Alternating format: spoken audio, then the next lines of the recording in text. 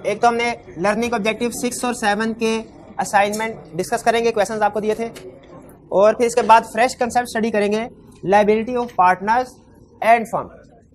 ठीक है, 2 कंसेप्ट हमने स्टडी करने हैं। पहले असाइनमेंट डिस्कस कर लेते हैं, आई कैप की बुक की एग्जांपल्स और पास्ट पेपर के केस स्टडीज और क्वेश्चंस। प्रीवियस लेक्चर में लर्निंग ऑब्जेक्टिव 6 और 7 में हमने 2 चीजें स्टडी की थी, एक प्रॉपर्टी ऑफ पार्टनरशिप और दूसरा हमने स्टडी किया था concept authority of partners. Authority of partners में हमने स्टडी किया कि हर पार्टनर के पास एक इम्प्लॉयड अथॉरिटी होती है कि वो अपने एक्ट से फर्म को बाइंड करे, अपने एक्ट से फर्म को बाइंड करे, लेकिन शर्त यह है कि इंटेंशन हो फर्म को बाइंड करने की और ऑर्डिनरी कोर्स ऑफ बिजनेस में फर्म को बाइंड कर रहा हो। अगर ऑर्डिनरी कोर्स ऑफ बिजनेस से अलावा की कोई ट्रांजैक्शन है तो वो उसको फर्म को बाइंड नहीं कर पाएगा, क्योंकि वो उसके एम्प्लॉयड अथॉरिटी में शामिल नहीं। एक जनरल रूल हमने पढ़ा था कि हर पार्टनर के पास ये अथॉरिटी है कि वो अपने एक्ट से फर्म को यानी अदर पार्टनर्स को बाइंड कर सकता है। फिर इसके बाद हमने स्टडी किया कि कुछ पावर्स थी एम्प्लॉयड अथॉरिटी में और कुछ ट्रांजैक्शन ऐसी थी जो एम्प्लॉयड अथॉरिटी में शामिल नहीं है। तो हमने स्टडी किया कि जो एम्प्लॉयड अथॉरिटी में शामिल है पावर्स या ट्रांजैक्शन, वो कोई भी पार्टनर अपने एक्ट से उनके जरिए से फर्म को बाइंड कर सकता है, लेकिन जो ट्रांजैक्शंस थी रिस्ट्रिक्शन ऑन एम्प्लॉयड अथॉरिटी वाली कैटेगरी में, वो हमने स्टडी किया था कि रिस्ट्रिक्शन ऑन एम्प्लॉयड अथॉरिटी का मतलब क्या है कि कोई भी एक पार्टनर अगर इन ट्रांजैक्शंस में पड़ता है तो उससे फर्म बाइंड नहीं होगी, क्योंकि उसकी एम्प्लॉयड अथॉरिटी में शामिल नहीं है। ये दोनों तरह की लिस्ट आपको याद है ना? एक लिस्ट थी हमारी कि वो कौन कौन सी ट्रांजैक्शंस या इवेंट्स है जो पार्टनर्स की एम्प्लॉयड अथॉरिटी में शामिल है, और दूसरी लिस्ट थी कि वो कौन कौन सी ट्रांजैक्शंस है जो एम्प्लॉयड अथॉरिटी में शामिल नहीं है, उसे हमने नाम दिया था रिस्ट्रिक्शन ऑन एम्प्लॉयड अथॉरिटी। तो कोई भी पार्टनर अपने एक्ट से एम्प्लॉयड वाली जो लिस्ट है उस ट्रांजैक्शन में से कोई ट्रांजैक्शन करेगा तो फर्म बाइंड होगी, लेकिन जो अदर ट्रांजैक्शन रिस्ट्रिक्शन वाली करेगा तो फर्म बाइंड नहीं होगी। ये 2 लिस्ट थी, इनमें से एक लिस्ट रिप्रोडक्शन के क्वेश्चन के लिए अहम है और दूसरी लिस्ट केस स्टडी के लिए। जो केस स्टडी वाली लिस्ट है, जो केस स्टडी के पॉइंट जो पावर्स है ना एम्प्लॉयड अथॉरिटी में, वो केस स्टडी के लिए अहम है। वो कंसेप्ट आपको केस स्टडी में टेस्ट करेगा कि बताओ एक पार्टनर ने ये ट्रांजैक्शन किया, बताओ उसके लिए फर्म लायबल है कि नहीं। और जो रिस्ट्रिक्शन ऑन एम्प्लॉयड अथॉरिटी वाली लिस्ट है वो रिप्रोडक्शन के क्वेश्चन में आई कैप टेस्ट करता होता है। तो आपने रिस्ट्रिक्शन वाली को तो खास तौर पे रटा लगा लेना है, और जो बाकी की एम्प्लॉयड अथॉरिटी वाली एग्जांपल्स हैं उनको भी याद कर लें तो अच्छा है, वरना कम से कम 3-4 दफा पढ़ना है ताकि हमें पता चल जाए कि पार्टनर्स की एम्प्लॉयड अथॉरिटी में कौन कौन सी पावर शामिल हैं।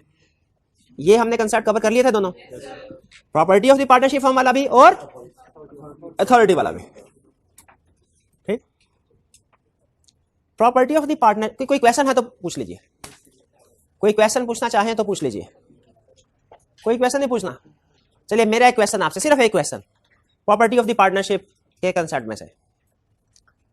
मेरा कंसेप्ट ये है, आपने बताना है कि सही है कि गलत। कंसेप्ट मेरा ये है कि अगर कोई कैसे डिसाइड होगा कोई प्रॉपर्टी पार्टनरशिप फर्म की है कि नहीं? अगर वो लीगली फर्म के नाम पे है प्रॉपर्टी तो वो पार्टनरशिप फर्म की प्रॉपर्टी होगी, अगर वो लीगली उसके नाम पे नहीं है तो वो फर्म की पार्टनरशिप की प्रॉपर्टी नहीं होगी।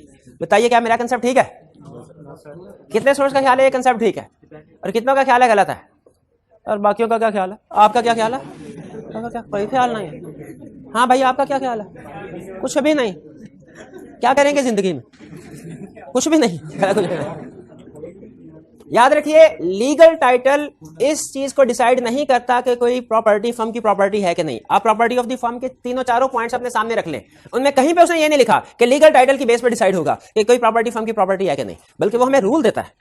अगर इनिशियली ब्रॉट इनटू बिजनेस है पार्टनरशिप प्रॉपर्टी है, और अगर सब्सिक्वेंटली परचेज्ड बाय फर्म या परचेज्ड फॉर द फर्म, इसका मतलब है अगर फर्ज कीजिए कोई हम व्हीकल लेके आए, इसलिए क्वेश्चन में सिर्फ इतना कहता है पार्टनर ए व्हीकल लेके आया for the use in business, for the use in business, तो इसका मतलब क्या है?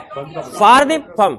ये प्रॉपर्टी परचेज ये भी फर्म की प्रॉपर्टी होगी, ठीक है। और अगर फर्म के पैसों से प्रॉपर्टी खरीदी गई है, चाहे वो किसी पार्टनर ए के नाम पे है, लेकिन फर्म के पैसों से खरीदी गई है, प्रॉपर्टी ऑफ द फर्म होगी। कंसेप्ट समझ आया? तो इसके साथ चाहे लिख लें खास तौर पे, legal ownership, legal title matter नहीं करता ये डिसाइड करने में क्योंकि प्रॉपर्टी फर्म प्रॉपर्टी है कि नहीं। और डेफिनेशन डिसाइड करेगी, डेफिनेशन फैसला करेगी क्योंकि प्रॉपर्टी पार्टनरशिप प्रॉपर्टी है कि नहीं। अब हमने कंसेप्ट स्टडी कर लिए थे, केस स्टडी डिस्कस नहीं की थी, एग्जांपल डिस्कस नहीं की थी। डिस्कशन करें, स्टार्ट? तैयार है? चलिए। अच्छा, ऐसा कीजिए कि बुक्स वगैरह कर दें बंद, ताकि कोई जरूरत पड़े तो दरमियान में कोई पेन वगैरह रख लें, जरूरत पड़े कोई अहम चीज नोट करनी है तो वो कर लें, वरना डिस्कशन में पार्टिसिपेट करें। जी, पहला question, Maqbool, Rufi and Sham are the partner in Zishan builders, a firm engaged in the business of constructing industrial or residential projects in Balochistan. Rufi intends to acquire a plot of land for the firm with his own money. Rufi intends to acquire a plot of land for the firm with his own money. यहां तक मुझे ये लगा कि जब वो ये land खरीद लेगा ये क्या बनेगी, फर्म प्रॉपर्टी बनेगी कि उसकी अपनी फर्म, क्योंकि इसने लिखा हुआ है फॉर द फर्म, ठीक है, फॉर द फर्म लिखा हुआ। लेकिन आगे चल के देखते हैं रिक्वायरमेंट में हो सकता है कोई और चीज पूछ ले, लेकिन मुझे चूंकि रिक्वायरमेंट नहीं पता, मैं अपना एनालिसिस कर रहा हूं इन्फॉर्मेशन का। However, he is not certain whether the plot would be considered as partnership property। लेकिन वो सर्टन नहीं है कि ये प्लॉट पार्टनरशिप प्रॉपर्टी कंसीडर होगा कि नहीं होगा। Under the provision of Partnership Act 1930, advised Rufi as what is considered to be included in the partnership property and how it is to be applied। दो question पूछ रहा है, what is considered to be partnership property, किसको हम partnership property consider करेंगे? जी मेरे भाई बताइए, पार्टनरशिप प्रॉपर्टी किसको कंसीडर करेंगे? जी बताइए, हाँ जी आप बताइए। जो प्रॉपर्टी फर्म के लिए बाय की गई या फर्म ने बाय की, स्टार्ट से नहीं, आपने initially brought into common stock of business.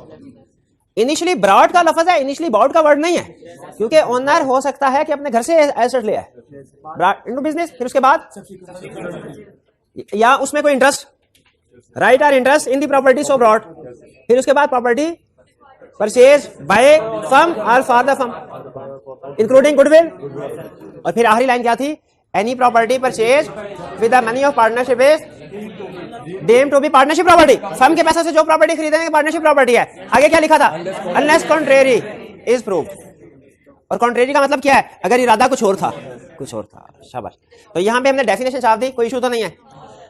How it is to be applied, applied का मतलब इसकी कैसे एलोकेशन होगी, एलोकेट कैसे होती है? जो पार्टनरशिप प्रॉपर्टी होती है ना वो सारे पार्टनर्स में डिस्ट्रीब्यूट होती है, उसकी अगर वैल्यू बढ़ी है तो जो प्रॉफिट होगा वो भी सारे पार्टनर में डिस्ट्रीब्यूट होगा। लेकिन जो इंडिविजुअल प्रॉपर्टी होती है वो सारे फर्म के पार्टनर्स में डिस्ट्रीब्यूट, वो इंडिविजुअल तक रहती है, उसमें जो मुनाफा भी होगा वो किसका होगा, इंडिविजुअल का। क्लियर हो गया how it is to be applied? आगे चलते हैं। 43 state whether in following cases property is firm property or individual property. अब आपका कंसेप्ट टेस्ट कर रहा है, एग्जाम में ये क्वेश्चन नहीं आएगा, लेकिन इस क्वेश्चन की बेस पे केस स्टडी बनाएगा जिसमें यही कंसेप्ट होगा, यानी part of the case study इस कंसेप्ट पे बेस कर रहा होगा, जिसमें आपने डिसाइड करना होगा कि ये पार्टनरशिप प्रॉपर्टी बनी कि नहीं बनी। पहली case study, Arsalan A partner in A firm by shares of A company in his own name. Company के शेयर बाय करता, क्या इन हिज ओन नेम से पता चल गया कि ये उसकी इंडिविजुअल प्रॉपर्टी है? नहीं, मैंने आपको बताया था लीगल टाइटल ये कंफर्म नहीं करता, डेफिनेशन में उसने लीगल टाइटल का जिक्र नहीं किया होता तो हम उसको भी कंसीडर करते। लीगल इससे फर्क नहीं पड़ता कि प्रॉपर्टी किसके नाम पे है, लेकिन क्वेश्चन ये है कि क्या शेयर प्रॉपर्टी है? प्रॉपर्टी तो लैंड एंड बिल्डिंग नहीं होता, लॉ में प्रॉपर्टी से मुराद हर एसेट है। शाबाश। तो कह रहा है share in his own name without the authority of other partners but with the money and on account of the firm.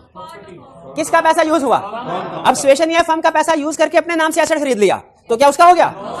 नहीं। Other partners claim that these shares are partnership property, decide yes these shares are partnership property. क्यों partnership property है? क्योंकि ये है purchase with the money of the firm, firm के, और इसमें कोई कॉन्ट्रेरी इंटेंशन नहीं नजर आ रही हमें, कोई कॉन्ट्रेरी इंटेंशन नहीं। कॉन्ट्रेरी इंटेंशन कब नजर आती? जब कहता कि फर्म से पैसे निकाले और अपना अकाउंट डेबिट कर दिया, अपना अकाउंट डेबिट कर दिया, अपना रिसीवेबल रिकॉर्ड कर दिया कि मैं फर्म को वापस करूंगा पैसे। ठीक, एक क्लियर।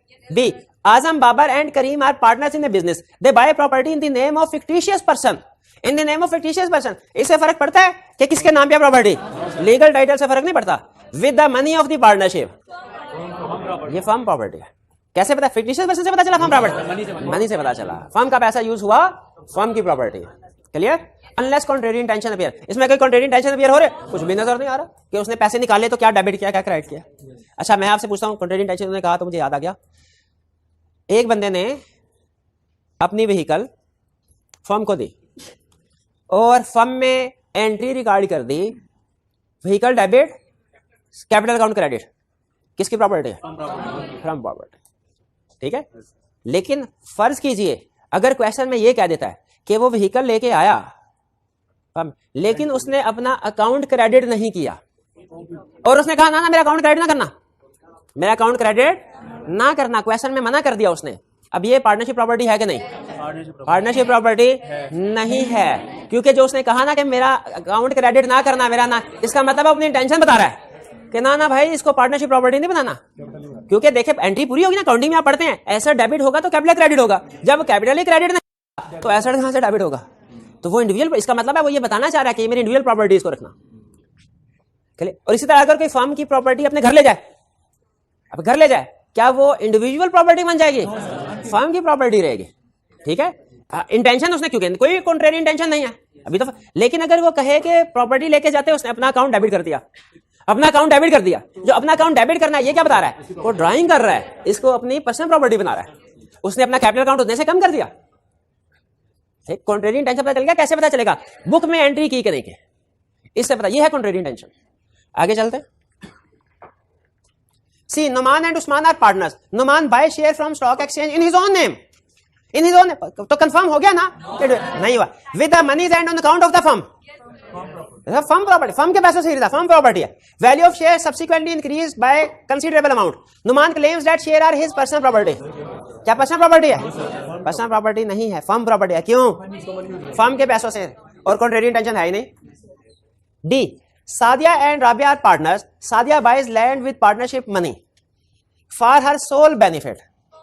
पार्टनरशिप मनी से लिए फॉर हर सोल बेनिफिट। यहां तक रुक जाए, यहां तक कौन सी प्रॉपर्टी बन रही है? फर्म, क्योंकि पार्टनरशिप का पैसा इस्तेमाल हुआ है। Thereafter, Sadia debits herself in the firm books and becomes a debtor to the firm for the amount of the purchase money. Intention नजर आ रही है कि नहीं? कि वो कह रही है मैं उधार के तौर पे पैसे ले रहे हूं, और इस उधार के पैसों से फिर अब मुझे बताइए, ये जब उसने अपना अकाउंट डेबिट किया तो ये अब फर्म मनी तो नहीं ना रही, ये तो एक पार्टनर ने उधार के तौर पे पैसे ले लिए जो उसने वापस करने हैं। तो इससे इंटेंशन हमें बता रहा है कि उसकी इंटेंशन ये थी कि मैं इसको पर्सनल मनी बनाऊं और फिर उसके बाद उससे एसेट खरीदूं। Value of land increases subsequently by considerable amount. Rabia claims that the said land is property of the firm. ये प्रॉपर्टी हालांकि फर्म मनी से बाय की गई है, लेकिन फर्म प्रॉपर्टी ने, क्यों? Contrary intention appears. तो कैसे पता चला? बुक्स में एंट्री से। ओके, आगे चला। Kashif, Irfan and Shujat are partners in the firm. Irfan bought a shop in his own name. तो पता चल गया उसकी है? नहीं नहीं नहीं, लीगल टाइटल डेफिनेशन में नहीं है। He issued a check from the partnership account and debited his account with the purchase price. उसने पार्टनरशिप के अकाउंट से पैसे निकलवाए। यहां तक रहता ना, यहां तक, तो हम कहते हैं ये पार्टनरशिप प्रॉपर्टी है। अब आगे उसने कह दिया and debited his account with the purchase price. ये इंटेंशन बता रहा है। अपना अकाउंट डेबिट करने की रीजन उसकी ये थी कि इसको अपनी ड्राइंग्स बनाए, अपनी जाती मनी बना के फिर उसमें से एसेट खरीदे। ही रेंटेड आउट, अच्छा यहां पे अब इंडिविजुअल प्रॉपर्टी बन गई। शाबाश, आगे चल। He rented out the shop and credited the receipts of rent in his capital account. उसने उस दुकान को किराए पे दे दिया और जो भी किराया आ रहा है उसको अपने कैपिटल अकाउंट में क्रेडिट कर रहा है, यानी किराया लेके अपना कैपिटल अकाउंट दोबारा बढ़ा रहा है। तो पार्टनर सब्सिक्वेंटली फ्रेश कैपिटल ला सकता है, अकाउंटिंग में शायद आपने पढ़ा होगा, ला सकता है वो, कोई प्रॉब्लम नहीं है। Kashif has objected to this practice and asked Irfan to register the shop in the firm's name, contending that the shop is partnership property. Irfan disagreed. क्या पार्टनरशिप प्रॉपर्टी है? नहीं पार्टनरशिप प्रॉपर्टी। सारे का सारा केस जो है ना, ये इस डेबिटेड हिज अकाउंट इसके ऊपर बेस कर रहा है। इससे हमें पता चल गया उसकी इंटेंशन क्या है, और ये इंडिविजुअल प्रॉपर्टी है, फर्म की प्रॉपर्टी नहीं है। वो जो प्रैक्टिस कर रहा है बिल्कुल ठीक है, इसमें कोई प्रॉब्लम नहीं है, और ये फर्म के नाम पे ट्रांसफर करने की जरूरत नहीं। क्लियर हो गया वाले भाई आपको? आगे चलें। अच्छा सॉरी, रिक्वायरमेंट क्या थी? Explain what constitute partnership property under the partnership. ये तो पार्टनरशिप की डेफिनेशन पूछ रहा है। What constitutes partnership. इस रिक्वायरमेंट का एंड से पहले की रिक्वायरमेंट का इस पूरे क्वेश्चन से कोई ताल्लुक नहीं है। फिर कह रहे हैं whether the shop is partnership property और नॉट। ये दूसरी रिक्वायरमेंट का ताल्लुक इस केस स्टडी से है। कह रहा है बताओ ये शॉप पार्टनरशिप प्रॉपर्टी है क्या? नहीं। हम कहेंगे नहीं है। क्यों नहीं है? क्योंकि हालांकि मनी और फर्म मनी से बाय की गई, लेकिन डेबिट कर दिया अपना अकाउंट, जो कि इंटेंशन शो कर रहा है कि इंडिविजुअल पार्टनर की इंटेंशन थी पर्सनल प्रॉपर्टी बनाए। ये क्लियर? अच्छा, इसमें दो रिक्वायरमेंट्स हैं एक लाइन के अंदर, एक सेंटेंस के अंदर दो रिक्वायरमेंट्स हैं। एग्जाम में आपने किसी एक को स्किप नहीं कर देना। रिक्वायरमेंट के अंदर सबसे अहम लफ्ज होता है एंड। रिक्वायरमेंट के अंदर सबसे अहम लफ्ज कौन सा है? क्योंकि एंड से पहले अलग रिक्वायरमेंट है और एंड के बाद अलग। जितने एंड्स होंगे क्वेश्चन की स्टेटमेंट रिक्वायरमेंट के अंदर, उतने ही पार्ट्स आपके बढ़ते जाएंगे, उतने ही रिक्वायरमेंट्स इंक्रीज होते जाएंगे। तो इसमें दो रिक्वायरमेंट्स थे। आगे चलते हैं। अच्छा, आपके ख्याल में पार्टनरशिप प्रॉपर्टी की डेफिनेशन लिखते हैं कितने मार्क्स होंगे? टोटल 7 मार्क्स थे। हाँ, मेरा भी ख्याल है 4 मार्क्स होंगे, और 3 मार्क्स डिसीजन करने के शॉप क्या प्रोविजन लिखनी होगी हमें? क्या जब दूसरी रिक्वायरमेंट है शॉप वाली, इसमें डिस्कस प्रोविजन लिखनी होगी इसके। Badar and Yaseen established a distribution agency for supplying low cost medicine to hospitals. Yaseen by way of a verbal agreement. Verbal agreement valid होता है? सिर्फ कुछ वर्बल एग्रीमेंट्स हैं जो कि वैलिड नहीं है, उनका रिटर्न होना जरूरी है। कौन कौन से? Agreement on account of natural love and affection, time bar debt, completed gift. Completed gift return होना जरूरी, हाँ रजिस्टर्ड होना, कंप्लीटेड गिफ्ट रजिस्टर्ड होना जरूरी है, जरूरी है। और आर्बिट्रेशन एग्रीमेंट का भी रिटर्न होना जरूरी है। एक और था शायद, पार्टनरशिप डीड रिटर्न होना जरूरी नहीं है। आर्बिट्रेशन, ठीक है। अच्छा, by way of verbal agreement allowed the agency to use his ancestral land for the business of the agency. कह रहे मेरे आबाओ अजदाद की प्रॉपर्टी लैंड है, उसे एजेंसी बिजनेस के लिए यूज कर लो। आबाओ अजदाद के नाम पे है, क्या वो पार्टनरशिप प्रॉपर्टी बन सकती है? बिल्कुल, ये ब्रॉड इनटू बिजनेस वाली है। यहां तक अगर क्वेश्चन रुकता है ना तो मैं ये कहूंगा ये पार्टनरशिप प्रॉपर्टी है, क्योंकि brought into business for firm use है। लेकिन आगे चलते कहते हैं Badar purchased a delivery van is in own name with the partnership बने। पार्टनरशिप के पैसों से डिलीवरी अपने नाम से खरीदी, फर्क पड़ता है? कोई फर्क नहीं। पार्टनरशिप बनी से बाय की फर्म प्रॉपर्टी। यहां तक फिर आगे क्या कह रहा है, Badar wants to repay the amount to the partnership and therefore a receivable has been recorded in the partnership books under the provisions of partnership act describe whether the above assets would be considered to be the partnership property. दो assets हैं, पहला land, दूसरा van. तो आपने clearly decision कर लिया होगा ना कि पार्टनरशिप प्रॉपर्टी नहीं है, क्योंकि कॉन्ट्रेरी इंटेंशन है, उसने अपना अकाउंट डेबिट कर दिया। लैंड पार्टनरशिप प्रॉपर्टी है कि नहीं? अगर आप में से वन वर्ड आंसर पूछे तो मैं कहूंगा है, इसलिए कि वो फर्म के यूज के लिए फर्म में इन की गई है। लेकिन ज्यादा बेहतर है हम दोनों तरफ से क्वेश्चन को कवर कर रहे हैं कि हम देखेंगे कि इसने पार्टनरशिप में अपना अकाउंट क्रेडिट किया कि नहीं किया। अगर इसने अपना अकाउंट क्रेडिट, यासीन ने अपना अकाउंट क्रेडिट कर दिया तो कंफर्म है ये फर्म प्रॉपर्टी है। और अगर यासीन ने अपना अकाउंट क्रेडिट नहीं किया तो इंडिविजुअल प्रॉपर्टी है। भाई समझ आएगी नहीं है? यहां तो ऑप्शन, पहली ऑप्शन है आप एक ही एंगल से क्वेश्चन को सॉल्व करें कि चूंकि फर्म के यूज के लिए एसेट लेके आया गया, ये फर्म की प्रॉपर्टी है।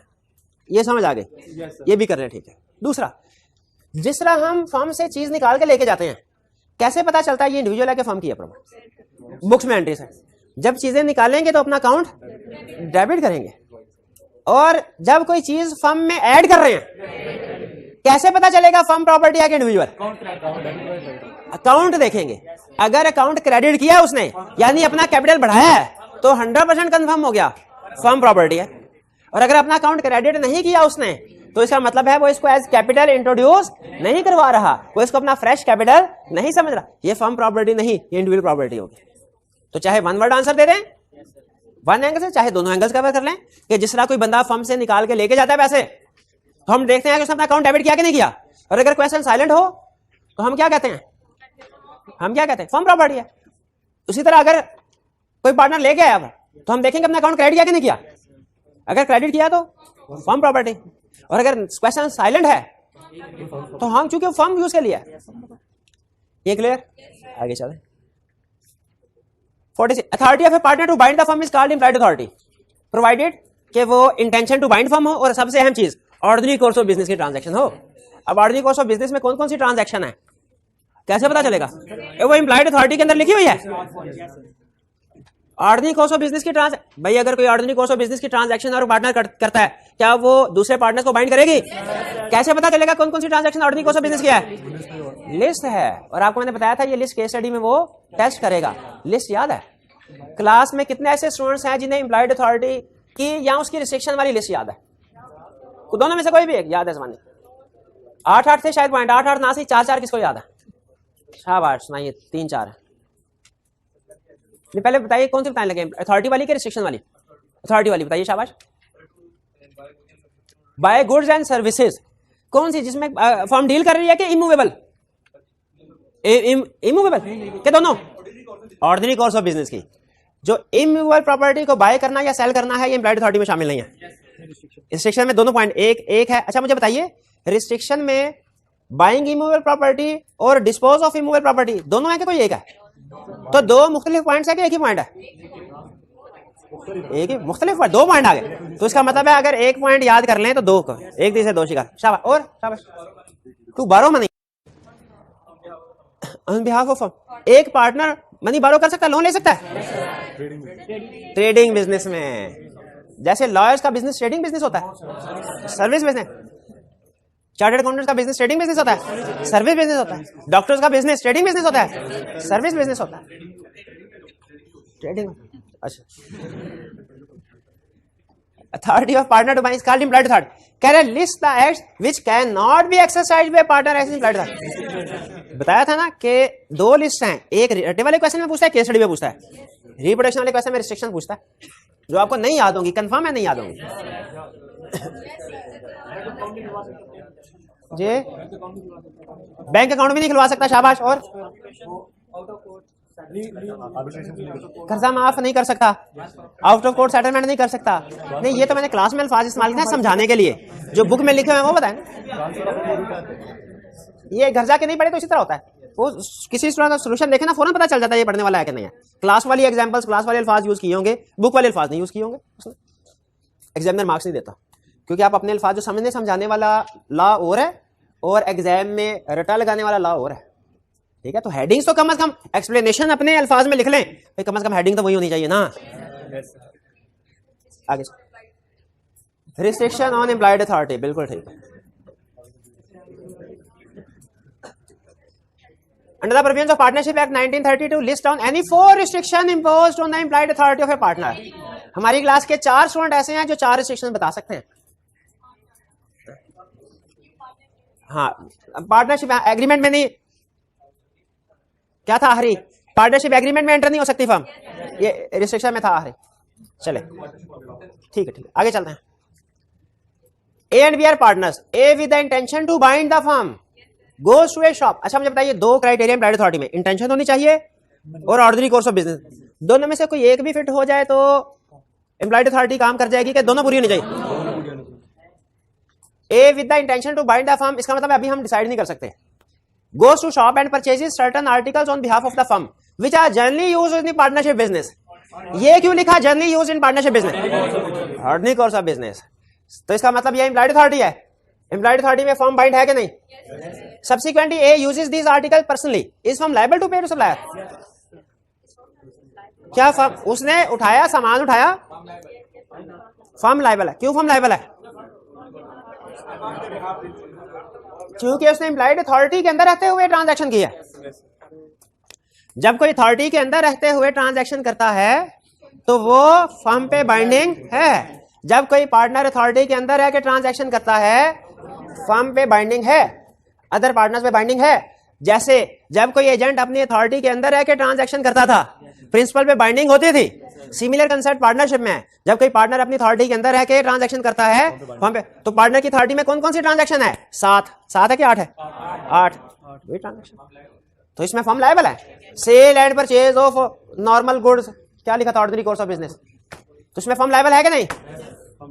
2 चीजों से हमें पता चला, एक इंटेंशन से और दूसरा ऑर्डिनरी कोर्स ऑफ बिजनेस। किधर लिखा हुआ है? जनरली, किधर लिखा था? जनरली यूज्ड लिखा। यहां तक क्लियर?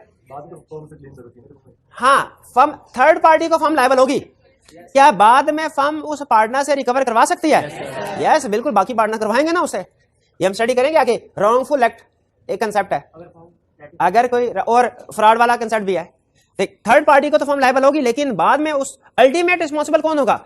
वो पार्टनर जिसने रॉन्गफुल एक्ट किया, वो पार्टनर जिसने फ्रॉड किया। अल्टीमेटली सही कह रहे हैं, बिल्कुल वही पार्टनर लायबल होगा। जैसे अगर एजेंट अपनी अपेरेंट अथॉरिटी के अंदर रह के ट्रांजैक्शन करे लेकिन प्रिंसिपल ने उसको मना किया हुआ था, अब थर्ड पार्टी को नहीं पता कि अथॉरिटी रिस्ट्रिक्टेड है, थर्ड पार्टी ने एजेंट के साथ एग्रीमेंट कर लिया, प्रिंसिपल लायबल है कि नहीं? लायबल है थर्ड पार्टी को, लेकिन थर्ड पार्टी को पे करने के बाद एजेंट से पैसे। सिमिलर कंसेप्ट यहां पे है, सिमिलर कंसेप्ट यहां पे। क्लियर? ये 49 A deal a partner in the firm of chartered accountants borrows money and execute a promissory note in the name of the firm. तो फर्म का नाम आ गया, तो is this transaction binding on the firm?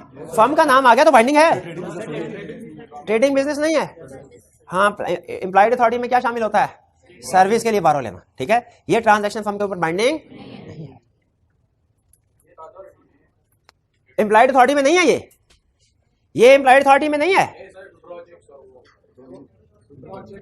To draw check का मतलब क्या होता है? बैंक अकाउंट में जो पैसे पड़े हैं वो निकलवाने, ये और कंसेप्ट है। उधार लेना और कंसेप्ट है। 50 partnership deed of a trading firm placed a restriction on authority of the partners to sell the goods. उन्होंने क्या जिम्मेदारी लगाई, और क्या रिस्ट्रिक्शन लगाई? गुड को सेल नहीं कर सकता। One of the partner sell the good, एक पार्टनर ने गुड्स, अलग रिस्ट्रिक्शन थी।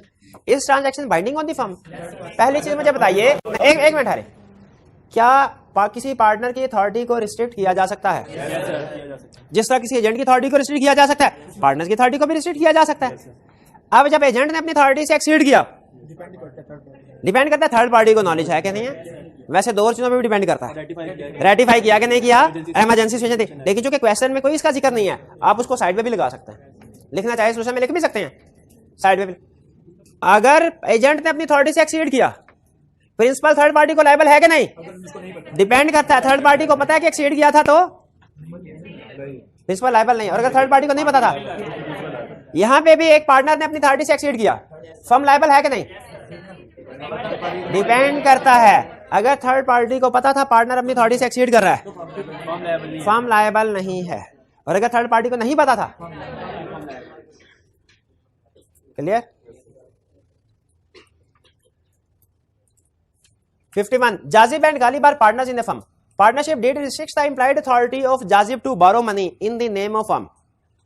फर्म ट्रेडिंग फर्म होगी, उन्होंने कहा कि जी जाजिब बारो नहीं कर सकता। Jazib borrows money from Sahar bank limited SBL। Jazib ने साहर बैंक लिमिटेड से लोन ले लिया, था एम्प्लॉयड अथॉरिटी में, जनरली एम्प्लॉयड अथॉरिटी में होता है जनरली, लेकिन हमने रिस्ट्रिक्ट कर दिया, अपनी अथॉरिटी से एक्सीड किया। इस ट्रांजैक्शन बाइंडिंग ऑन फर्म, क्या फर्म के ऊपर बाइंड, डिपेंड्स।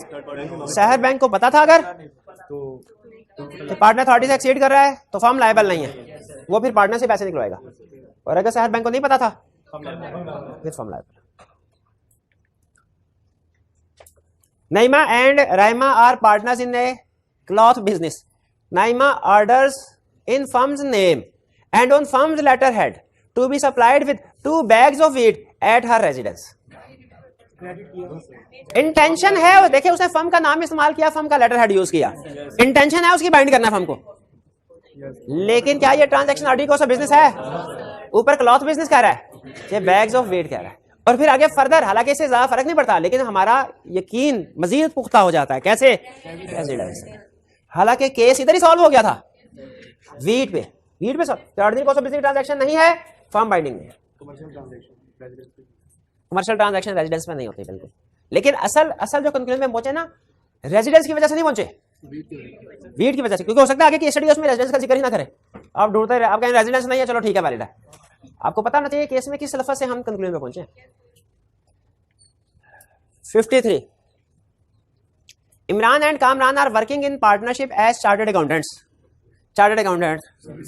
सर ट्रेडिंग तो नहीं। Sajid gives ₹90,000 to Imran for investment in some good security. तो चार्टर्ड अकाउंटेंट से ब्रोकर का काम भी करते हैं, ब्रोकरेज हाउस का काम करते हैं, चार्टर्ड अकाउंटेंट नहीं करते हैं। क्या चार्टर्ड अकाउंटेंट्स ब्रोकर होते हैं? नहीं होते। ब्रोकर क्या होता है? जो स्टॉक, हाँ, दानिश का दोस्त, जो स्टॉक है। आपको कैसे पता चला ड्रामे का जिक्र कर रहा हूं? मैं तो अपना दोस्त दानिश का कोई दूसरा दोस्त है उसका जिक्र कर रहा था।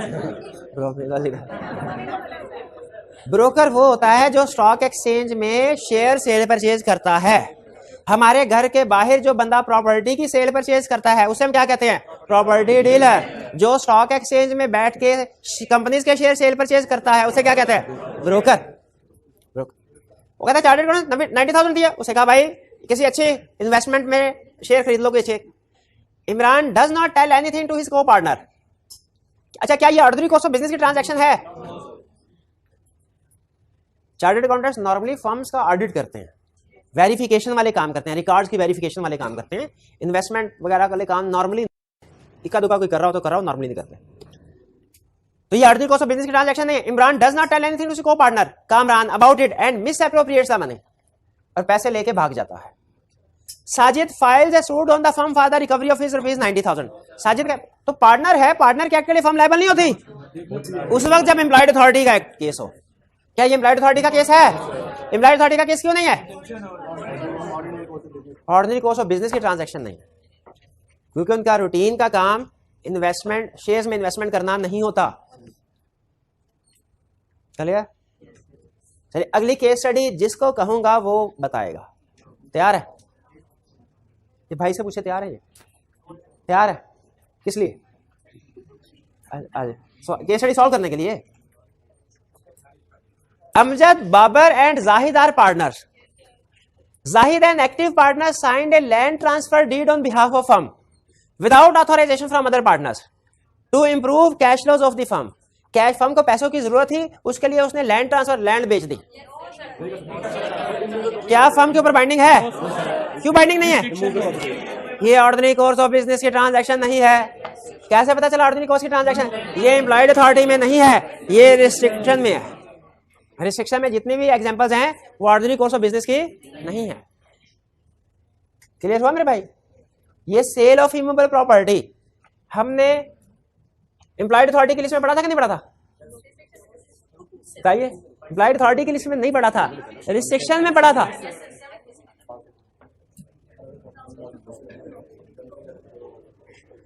Sahir and Sarim are lawyers who have entered into a partnership namely SS associates. अच्छी बात, सर्विस सेक्टर, ट्रेडिंग नहीं है, वकील है. Noreen approach SS associates for a property dispute case. Property dispute case ordinary course of business की ट्रांजैक्शन है कि नहीं? अच्छा बताइए, अगर इसमें फर्ज कीजिए, अब यहां मैं अपना केस ऐड कर रहा हूं थोड़ी देर के लिए, अगर इसमें ए सारिम वो उससे एडवांस फीस लेके तो उसको मिस अप्रोप्रिएट कर देता है, फर्म लायबल है कि नहीं? लायबल है, क्योंकि ऑर्डिनरी कोर्स ऑफ बिजनेस की ट्रांजैक्शन है. कैसे पता चला? एम्प्लॉयड अथॉरिटी में लिखी है. लेकिन यहां पे ये नहीं कह रहा, कह रहे डिस्प्यूट के. However after seeing Sarim's capability, उसने सारिम की सलाहियतें देखी. Noreen gave rupees 2.5 lakh to Sarim for investment in stocks and bonds at his discretion on her behalf. उसने कहा ये 2.5 लाख पकड़े और मेरे बिहाफ पे स्टॉक एक्सचेंज में इन्वेस्टमेंट कर दें. ऑर्डिनरी कोर्स ऑफ बिजनेस की ट्रांजैक्शन है. क्यों? वकील स्टॉक एक्सचेंज में भी इन्वेस्टमेंट नहीं करते, ना चार्टर्ड अकाउंटेंट्स करते हैं, ना वकील करते हैं, ये ब्रोकर करते हैं. ऑर्डिनरी कोर्स ऑफ बिजनेस की ट्रांजैक्शन नहीं है. अच्छा, अब आगे सारिम ने क्या किया? Sarim hid the said fact from Sahir and used the money to meet his personal needs. उसने दूसरे पार्टनर से छुपाया और अपने जाती हराजात पूरे किए. Subsequently Noreen filed a suit on the firm for the recovery of rupees 2.5 lakh. Reason out the validity of suit filed by Noreen. Noreen अपने सूट में केस में कामयाब हो जाएगी. क्यों? बाइंडिंग फर्म पे नहीं है. क्यों नहीं है? ऑर्डिनरी कोर्स ऑफ बिजनेस की ट्रांजैक्शन नहीं थी, ये उसकी एम्प्लॉयड अथॉरिटी में नहीं.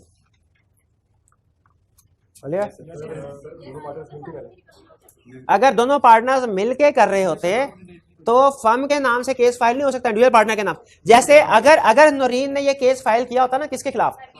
सारिम के खिलाफ, इंडिविजुअल कैपेसिटी में, फिर नोरीन सक्सेसफुल हो जाते. फर्म लायबल नहीं है पे करने के लिए, क्योंकि वो उसका ऑर्डिनरी कोर्स ऑफ बिजनेस की ट्रांजैक्शन ही नहीं है.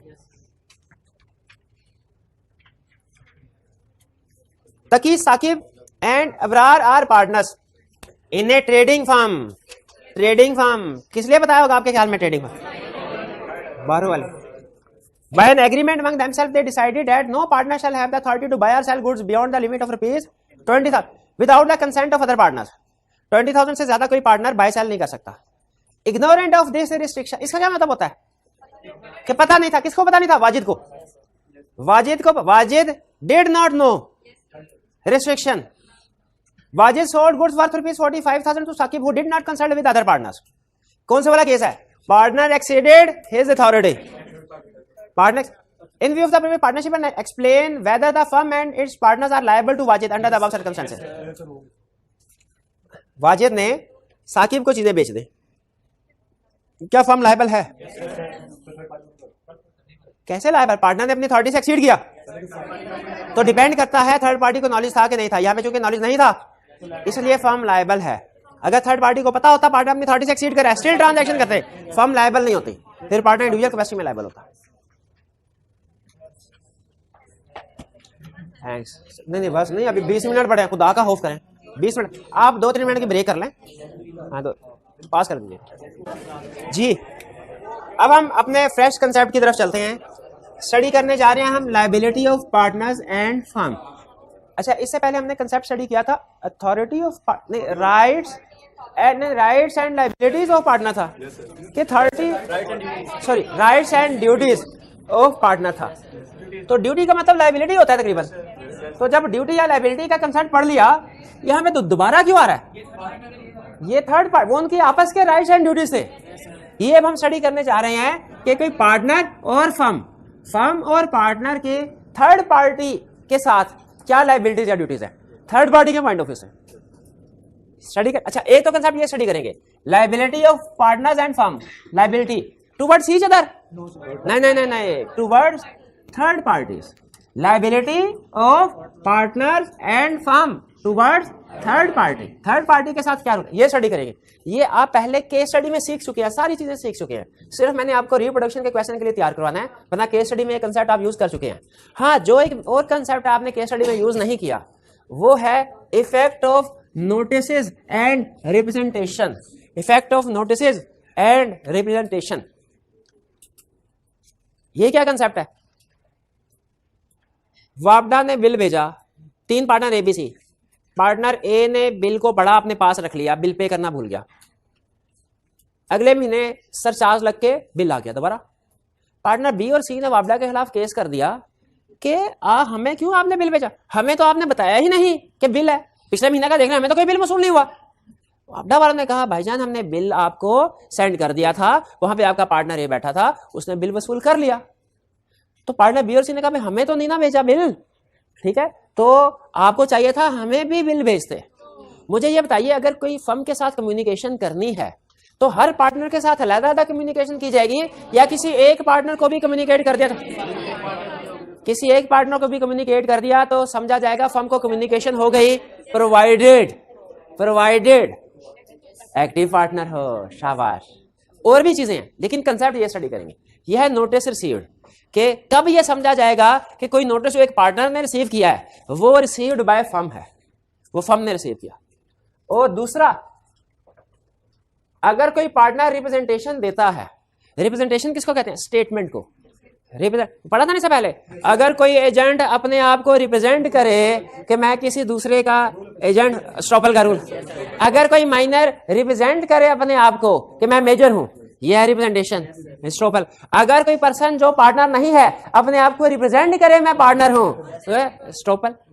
अच्छा, आप मुझे यह बताएं कि रिप्रेजेंट करने के 3 मैंने एग्जांपल्स आपको बताई हैं, एक माइनर वाली, एक एजेंट वाली, एक पार्टनर। इन 3 में से एक केस ऐसा है जिस पे रूल ऑफ स्टॉपल अप्लाई नहीं होता, यानी वो रिप्रेजेंटेशन दे के उसके बाद भी मुकर सकता है, माइनर वाला, याद ना।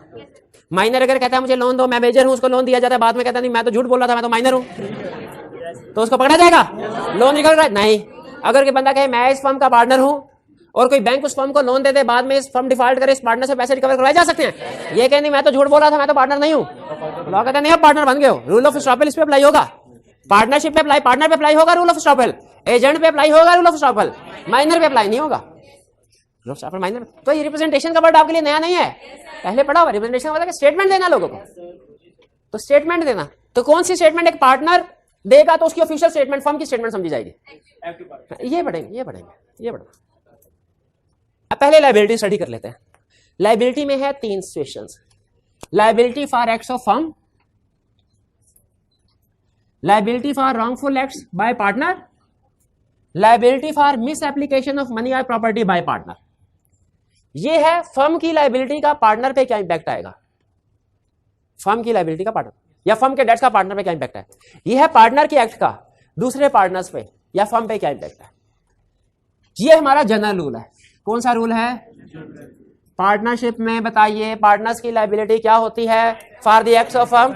2 लफ्ज बोले थे, जॉइंट, सेवरल। जॉइंट का मतलब क्या है कि सारे पार्टनर लायबल है, सेवरल का मतलब क्या है, अनलिमिटेड लायबिलिटी है, इसका यही मतलब है। Every partner is liable, joint, इसको हमने नाम दिया था जॉइंट, अनलिमिटेड लायबिलिटी सेवरल।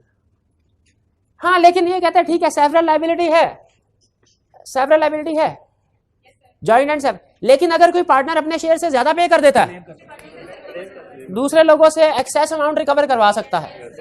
अगर कोई पर्सन अपने शेयर से ज्यादा पे करता है वो दूसरे लोगों से रिकवर करवा सकता है। कहां पढ़ा, जॉइंट प्रॉमिसर में भी, याद है, वही कंसेप्ट है। तो ये बेसिकली वो लायबिलिटी है जो हम रूटीन में पढ़ते हैं, इसमें कोई नया कंसेप्ट नहीं है, ठीक है। हर पार्टनर की लायबिलिटी जॉइंट एंड सेवरल होती है, इसमें कोई नया कंसेप्ट नहीं, ठीक। अब नया कंसेप्ट सुना है यहां, पहले मुझे बताइए, ओके आइए। Liability for wrongful acts by a partner और liability for misapplication of money और property by a partner. 2 cases बता रहा हूं। पहले ये हेडिंग ऊपर वाली पढ़नी है, नीचे नहीं, पहले ऊपर फर्क समझे दोनों, रॉन्गफुल एक्ट में और मिस एप्लीकेशन में क्या फर्क है। आपको 2 एग्जांपल बता रहा हूं, पहले तसल्ली से दोनों एग्जांपल सुननी है, डिसीजन नहीं करना फौरन। दोनों एग्जांपल सुनने के बाद डिसीजन करना, एक एक करके डिसीजन नहीं करना। पहली एग्जांपल, हमने एक पार्टनर से कहा भाईजान वो फर्नीचर का ऑर्डर आया हुआ था, कस्टमर ने कहा था 20 तारीख को लाजमी भिजवा देना, तो आज हमने 20 तारीख की सुबह ऑर्डर तैयार कर दिया है, आज आपने जिस वक्त आप फ्री होना ऑर्डर कस्टमर को ले जाएगा, वरना एग्रीमेंट में लिखा हुआ है कि वो हमारे खिलाफ केस करके हमें डैमेजेस पे करना पड़ जाएंगे, हमें डैमेजेस पे करना पड़ेगा, आज लाजमी ले जाना। इनके हवाले कर दिया, ये भूल गए, सोए रहे, मैच देखने में मसरूफ हो गए, मोबाइल गेम्स खेलते रहे, 2-3 दिन हो गए डिलीवरी नहीं किया फर्नीचर। बाद में हमने पूछा भाई फर्नीचर डिलीवर कर दे, ओहो मुझे तो अभी याद आया, तो डिलीवरी नहीं किया। उधर गए, उधर कस्टमर ने कहा भाई अब तो मैं रिसीव नहीं करूंगा जब तक मुझे डैमेजेस पे नहीं करोगे। एक एग्जांपल समझ आ गई। दूसरी एग्जांपल, ये पार्टनर ऑफिस में थे, एक बंदा है, कहेगा सर मैंने फर्नीचर का ऑर्डर देना है, उन्होंने कहा सर ये कैटलॉग है पसंद कर ले, आपको हफ्ते बाद फर्नीचर मिल जाएगा। कस्टमर ने पसंद किया, एडवांस दिया, इन्होंने एडवांस जाके जुआ खेला है उससे, दुबई सैर करने निकल गए। अब बताइए पहले वाला रॉन्गफुल एक्ट बाय पार्टनर, ये कौन सी एग्जांपल थी? एक रॉन्गफुल एक्ट है, एक मिस जुए, जो जुए जो थी सैर करने निकल गए, जुआ खेलने निकल गए, miss application of money. Miss application का मतलब मिस यूज है, मिस एप्लीकेशन के साथ लिख ले मिस यूज। आपने किसी पार्टनर ने थर्ड पार्टी के पैसों का मिस यूज किया, फर्म लायबल है कि नहीं? फर्म लायबल है। किसी पार्टनर ने रॉन्गफुल एक्ट किया जिसे कस्टमर का नुकसान हुआ, फर्म लायबल है कि नहीं? फर्म लायबल है। ठीक है, क्लियर ये? तो अगर कोई पार्टनर रॉन्गफुल एक्ट से हमेशा ये ध्यान में आए, पार्टनर ने नेग्लिजेंस का मुजाहरा किया जिससे थर्ड पार्टी को नुकसान हुआ, रॉन्गफुल एक्ट करे, firm is liable to third party. ये तो हो गया एक्सटर्नल, जैसे ये भी दो एक्सटर्नल थे। अब देखिए है लायबिलिटी टू थर्ड पार्टी, लेकिन थर्ड पार्टी की लायबिलिटी डिस्कस करने के साथ साथ इंटरनल भी डिस्कस करेगा। यहां पे इसने कहा थर्ड पार्टी के लिए हमारी लायबिलिटी पार्टनर की जॉइंट एंड सेवरल है, फिर उसने इंटरनल भी डिस्कस करी एक्सप्लेनेशन के तौर पे कि अगर एक पार्टनर का शेयर ज्यादा होगा वो दूसरों से रिकवर करवा लेगा। यहां पे कह रहा है अगर कोई एक पार्टनर किसी कस्टमर के साथ रॉन्गफुल एक्ट करता है तो पूरी फर्म लायबल होगी, लेकिन थर्ड पार्टी को फ्री करने के बाद, सेटल करने के बाद सारे का सारा जो नुकसान होगा कौन बर्दाश्त करेगा? गिल्टी, रॉन्ग डूअर, जिसने गलती की थी। अगर कस्टमर के पैसे कोई पार्टनर मिस एप्रोप्रिएट करता है, मिस एप्लीकेशन, मिस यूज कह ले, मिस एप्रोप्रिएट कह ले, एक ही बात है। अगर कस्टमर के पैसे, कस्टमर के एसेट्स को कोई मिस एप्रोप्रिएट, मिस यूज करता है तो बताइए कौन लायबल है? फर्म लायबल है थर्ड पार्टी को। अच्छा, इसमें पता नहीं क्यों लेकिन दो केसेस हमें बताता है, दो। पहला, वो कहता है पार्टनर दुकान पे बैठा है, कस्टमर आया और इसने कस्टमर से एडवांस पकड़ा। मिस्टर ए फ्रॉडी है, मिस्टर बी और सी जेन्युइन पार्टनर है, 19%। मिस्टर ए बैठा था, मिस्टर ए को एडवांस दिया, मिस्टर ए ने रसीद काट दी और एडवांस अपनी जेब में रख के निकल गया। ये भी यही केस है दुबई, ये भी यही केस है। ठीक है, ये भी miss application of customer money है ना। दूसरा केस, ए घर बैठा था, बी सी दुकान पे बैठे थे, सारा दिन कस्टमर से एडवांस रिसीव करके दुकान में दराज में रखते रहे बी और सी। शाम को ए आया, बी और सी नमाज पढ़ने के लिए गए, पीछे से ए ने दराज खोला, सारे पैसे निकाल के फिर दुबई। दोनों में देखे सिचुएशन सिमिलर है। कैसे? मिस एप्रोप्रिएशन है, किसकी? मनी और property of third party bye partner. फर्क बजाहिर कोई नहीं है, एक ही चीज है, लेकिन उसने दो एग्जांपल देके समझाया। हमने कहा भी दो एग्जांपल डिस्कस कर लेंगे। तो मुझे ये बताइए, बाकी के पार्टनर आए जब वापस और कस्टमर आ जाए तो कस्टमर को कहे भाईजान आपने जो पैसे दिए थे ना हमारा पार्टनर लेके भाग गया, अब आप दोबारा एडवांस दे। दोबारा एडवांस देगा? नहीं देगा। किसी बैंक के अकाउंट में आप पैसे जमा करवाएं, ब्रांच में अपने अकाउंट में पैसे जमा करवाएं और उसमें डाका पड़ जाए, बैंक वाले ये कहते हैं कि भाईजान आपके पैसे जो थे डाका पड़ गया, अब गए। बैंक वो नुकसान खुद बर्दाश्त करता है। हाँ, उस ब्रांच मैनेजर को जिसकी नेग्लिजेंस थी उसको फिर पकड़ लेगा बैंक, लेकिन वो उसका अपना इंटरनल मैटर है। हमें तो अपने तो याद रखें, थर्ड, अगर कोई partner miss application, miss appropriation of money करता है, थर्ड पार्टी के लिए फर्म लायबल है। Third party compensate, firm third party को अनअफेक्टेड रखेगी, उसको कंपनसेट करेगी। हाँ, विद इन द फर्म उस मिस एप्लीकेशन जिस पार्टनर ने किया है।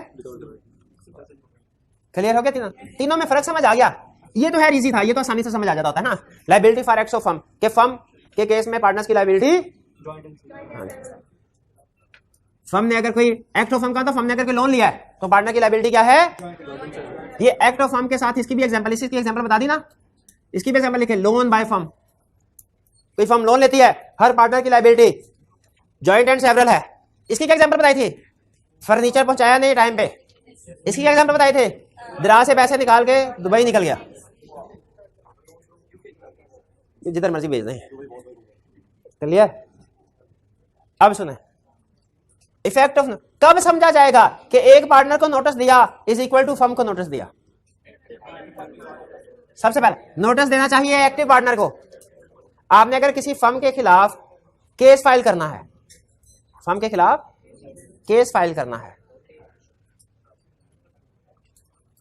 आपने फर्म के एड्रेस पे गए और जो लीगल नोटिस था, 3 पार्टनर है, तीनों पार्टनर्स को देंगे कि किसी एक पार्टनर को भी दे सकते? लेकिन शर्त है पार्टनर एक्टिव हो।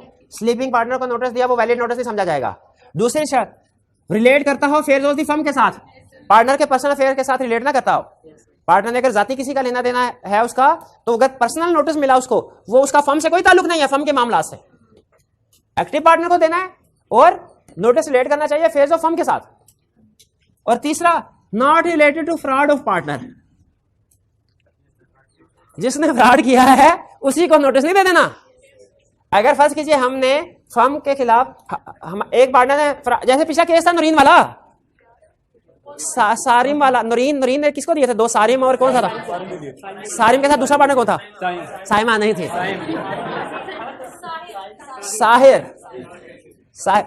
सारिम ने पैसे लेके निकल गया वो, ठीक है। अब इसके बाद लीगल नोटिस नूरीन ने देना है। अब उसने वो लीगल नोटिस सारिम को दे दिया और कहा साहिर को दे देना। अब साहिम जो फ्रॉड करके गया है उसने नोटिस भी जरूर, पागल है वो, देगा दूसरे पार्टनर को नहीं। क्या ये नोटिस फर्म को समझा जाएगा? नहीं, इसलिए कि दिया एक्टिव पार्टनर को, रिलेट भी फर्म के फेयर से कर रहा है, लेकिन उसी पार्टनर को दे दिया जिसका मसला है। क्लियर? जी जी हाँ, वो जाहिर डिपेंड करता है कि उन्हें पता हो कि ये बंदा फ्रॉड में इन्वॉल्व है। ये 3 पॉइंट्स के लिए इसका रिप्रेजेंटेशन मेड। अच्छा मुझे ये बताइए, KFC में आप नहीं, KFC रहने दें, JFC, ठीक है। हम एक हमारा क्लाइंट था, उसके करीब एक शॉप थी फ्राइड चिकन की, उसका नाम था JFC। लेकिन KFC का बर्गर और JFC का बर्गर दोनों आमने सामने रख देना, सिर्फ प्राइस से पता चलता था कि फर्क है, बाकी कम से कम हमें कोई फर्क नहीं पता चलता था। रूटीन के खाने में हमको शायद फर्क पता। कोई एम्प्लॉय JFC का कोई एम्प्लॉय है, वो ये कह दे, सर आपको पता है हम अपना बर्गर इतना सस्ता क्यों बेचते हैं? अब क्यों बेचते हैं? सर गधे का गोश्त है। एम्प्लॉय ने कह दिया। आप क्या उस एम्प्लॉय की स्टेटमेंट को, अब आप उसके खिलाफ लीगल केस करना चाहते हैं, क्योंकि कभी कभार अचानक आपके मुंह से अजीबोगरीब आवाजें निकलना शुरू हो जाती हैं जब से बर्गर खाया। आप उस दुकान वाले के मालिक के खिलाफ केस कर, क्या एम्प्लॉय की स्टेटमेंट को, एम्प्लॉय की रिप्रेजेंटेशन को सबूत के तौर पे पेश किया जा सकता है कोर्ट में? नहीं किया जा सकता है, ये डिपेंड करता है, बल्कि नहीं किया जा सकता, इसलिए कि एम्प्लॉय को सारे मामलात का पता नहीं होता। ओके, नहीं सर ये इसको गलत फहमी हो गई है, गलत फहमी हो गई है। लेकिन अगर यही स्टेटमेंट एम्प्लॉय की बजाय कोई पार्टनर दे, कोई पार्टनर कहे हाँ जी हमारे बिजनेस में चाइल्ड लेबर होती है, हम बच्चों, हालांकि इलीगल है, हमारा बिजनेस मनी लॉन्ड्रिंग भी करता है, हमारा बिजनेस टैक्स चोरी करता है, हमारा बिजनेस स्मगलिंग करता है। अगर कोई एक पार्टनर ये रिप्रेजेंटेशन दे, क्या उसकी इस स्टेटमेंट को फर्म के खिलाफ एविडेंस के, यही बता रहे हैं। लेकिन शर्त है क्या? Related to affairs of the firm और made in ordinary course of business, ठीक है। क्योंकि रूटीन के जो पार्टनर्स, क्योंकि partners normally ordinary course of business से अवेयर होते हैं, अपने मामला से अवेयर होते, तो ये दो शर्तें पूरी हो जाएं तो फिर किसी एक पार्टनर की स्टेटमेंट को फर्म के खिलाफ यूज किया जाता है। लेकिन वो कोई एक्स्ट्रा ऑर्डिनरी किस्म की सिचुएशन या सेट तो फिर यूज नहीं किया जा सकता। आपने सिर्फ इसको याद कर लेना है, मजीद एग्जांपल्स के चक्कर में नहीं पड़ना। कंसेप्ट बेसिक समझ आ गया ना कि एक पार्टनर की स्टेटमेंट को फर्म के खिलाफ किसी लीगल केस में एविडेंस के तौर पे यूज कर सकते हैं कि नहीं? कर सकते हैं, अगर उसने स्टेटमेंट जो दी है वो फर्म से अफेयर से रिलेट कर रही है, ऑर्डिनरी कोर्स ऑफ बिजनेस, ठीक है। जैसे हमने जो एग्जांपल दी, इसमें सारी एग्जांपल तकरीबन फर्म के अफेयर से रिलेट कर रही थी। क्लियर? ये था हमारा आज का लर्निंग ऑब्जेक्टिव। आपके होम असाइनमेंट नोट कर लिया आपने? चलिए रिटन फॉर्म में आपने करके आनी है होम असाइनमेंट, खास तौर पे आई कैप के पास पेपर लाजमी किया कीजिए। आज का लेक्चर यहाँ पे खत्म करते हैं हम। अल्लाह हाफिज।